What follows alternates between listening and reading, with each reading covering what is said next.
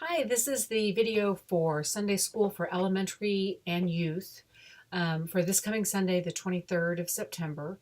It's at 10 o'clock in the temporary building. The kids are reading the story Philip and the Ethiopian Official. This is on page 288 of the Shine Bible.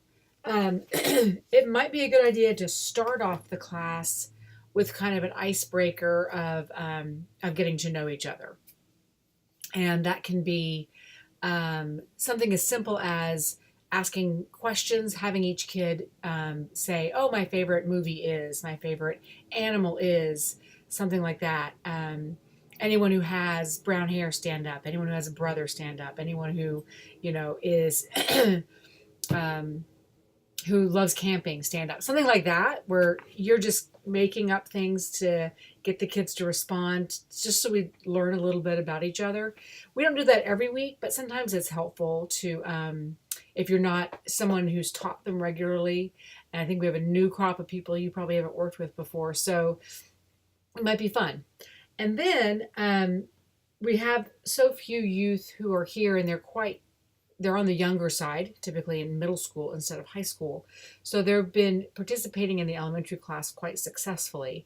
And I've suggested that the youth read the story from the Shine Bible to the elementary kids to start serving in that kind of a leadership role by reading to them as opposed to just sitting back and being read to by the teacher.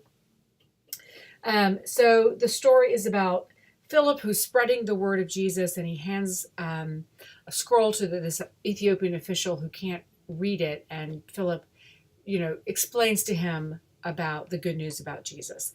And so the overall message is anyone is welcome to be a part of this world, of loving Jesus and being part of that, but also that the reverse is true, is that we should show respect to every single person, regardless of whether or not they are Christians or know anything about Jesus or not. That does not mean that we don't treat them with respect. So, a couple of activities, and a lot of these activities I noticed for this lesson are discussion based. And sometimes that works great, and sometimes the kids get frustrated and don't want to sit and talk. So, some options I have in the lesson that I'll send you, it looks like this.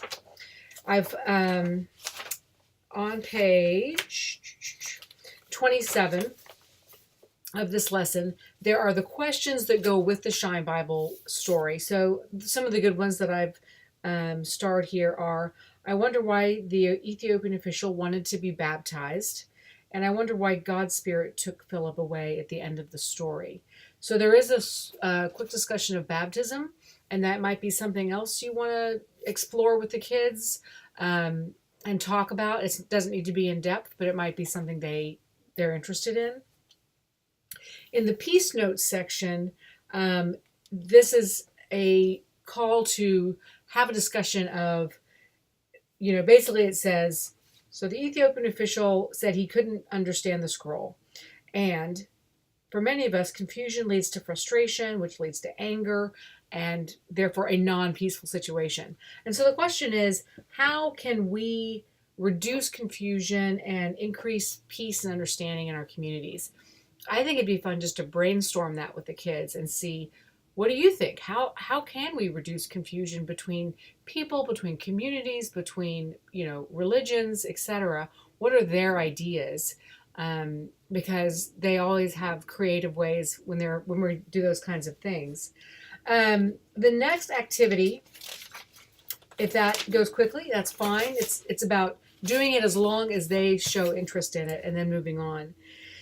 So this is actually from a junior lesson, so like for the middle school group.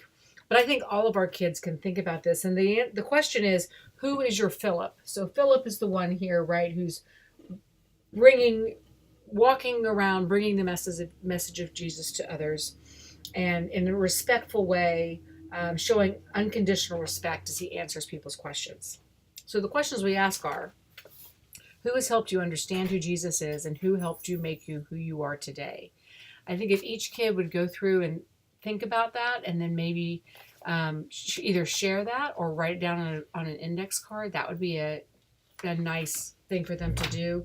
And I'll even put out there index cards and paper and pens in case they want to do a thank you note to their Philip. They could say like dear Philip and then in parentheses the real name, and give it, just a short little, hey, we talked about this in Sunday school and I just wanted you to know, and blah blah blah.